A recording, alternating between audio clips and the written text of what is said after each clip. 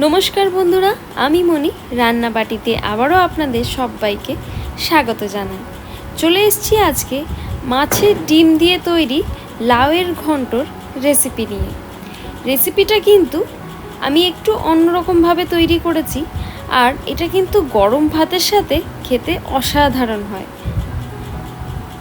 খুবই সোজা একটা রেসিপি, বাড়িতে একবার অবশ্যই ট্রাই করতে পারেন। চলুন তাহলে আর বেশি দেরি না করে রেসিপিটা শুরু করে নেওয়া যাক। এই রান্নায় সবার প্রথমে আমি একটা মাঝারি সাইজের আলু নিয়ে নিয়েছি, আর আলুটাকে আমাদের এরকম একটু মিডিয়াম সাইজের কিউবসে কেটে নিতে হবে।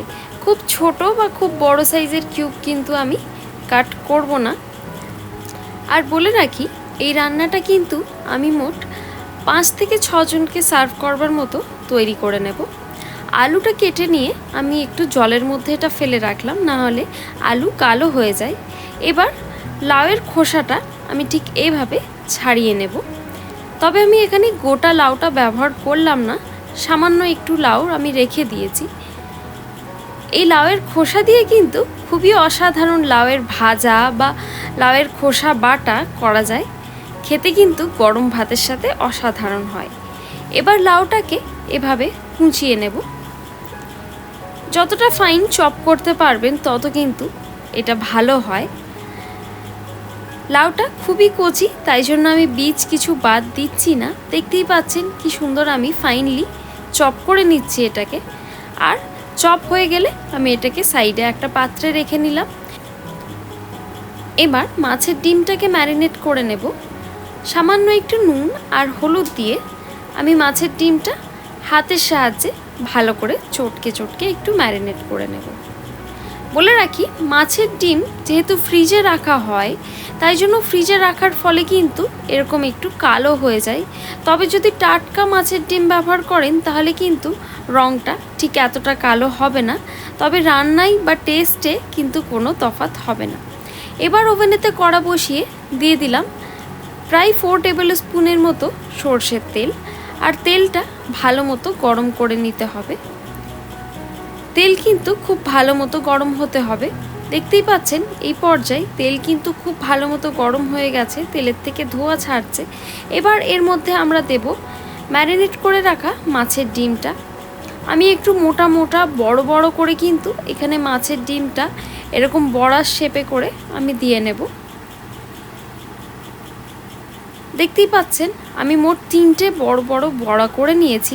আর মাছের ডিমটা এই তেলের মধ্যে দিলে কিন্তু এটা ফেপে আরও বেশি বড় হয়ে যাবে। উল্টে পাল্টে ভালো মতো আমাদের দুই দিকটাই ভেজে নিতে হবে। আর বলে রাখি, মাছের ডিম কিন্তু তেলে দিলে খুব ছিটকোই, তাই জন্য চাপা দিয়ে অবশ্যই রান্না করবেন। আর ওভেনের হিটটা আমি কিন্তু মিডিয়ামে রেখে মাছের ডিমগুলোকে এপিট ওপিট ভালো মতো ভেজে নিচ্ছি। চাপা খুলে নিয়ে আমি ওপর দিকটাও ভালো করে ভেজে নিয়ে আবারও চাপা দিয়ে ভালো করে ভেজে নিলাম।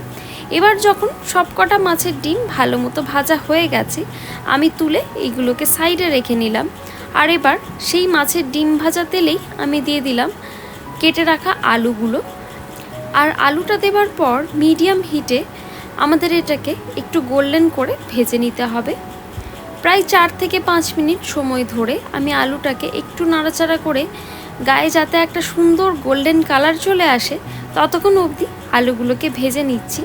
আর যখন দেখবেন আলুর গায়ে একটা ভালো মতো কালার চলে এসছে, তখন তেল ঝরিয়ে ভালো করে আলুগুলো তুলে আবারও সাইডে রেখে নেব। আলু আর মাছের ডিম দুটোই ভালো মতো ভাজা হয়ে গেছে। এবার সেই একই তেলে কটা গরম মশলা ফোড়ন আমাদের দিতে হবে।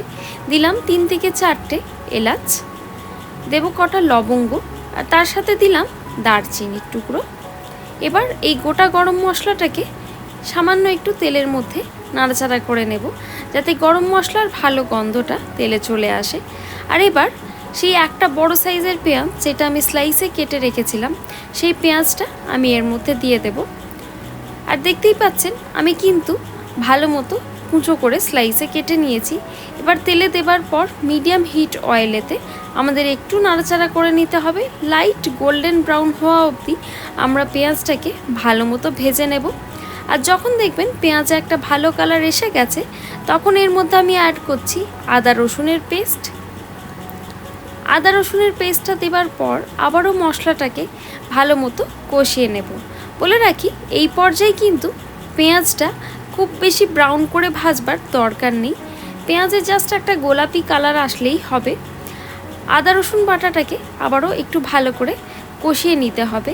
আর তারপর এর মধ্যে দেব হলুদ গুঁড়ো আর লাল লঙ্কার গুঁড়ো। আবারও সব কিছুকে ভালো মতো কষিয়ে নিয়ে দেব রাঁধুনি বাটা। বলে রাখি, আপনাদের কাছে যদি রাঁধুনি বা চন্দনী যদি না অ্যাভেলেবেল থাকে, সেক্ষেত্রে কিন্তু আপনারা মৌরি বাটাও দিতে পারেন। সামান্য একটু 1 থেকে 2 মিনিট নাড়াচাড়া করে নিয়ে দিয়ে দিলাম ভেজে রাখা আলুগুলো।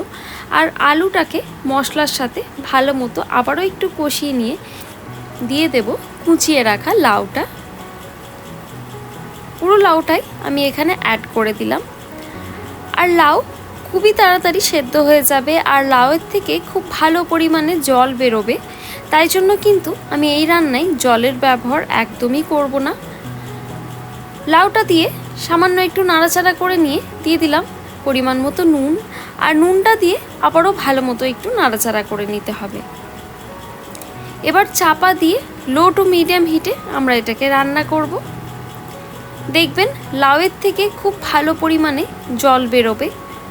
ওভেনের হিটটা এই পর্যায়ে আমি একদম লোতে করে দিয়েছি।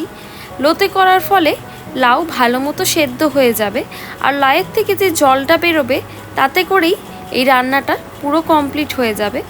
এবার লাউ যখন এখানে প্রায় 50%-এর মতো কুক হয়ে গেছে, তখন আমি এর মধ্যে অ্যাড করব সেই ভেজে রাখা বড়াগুলো।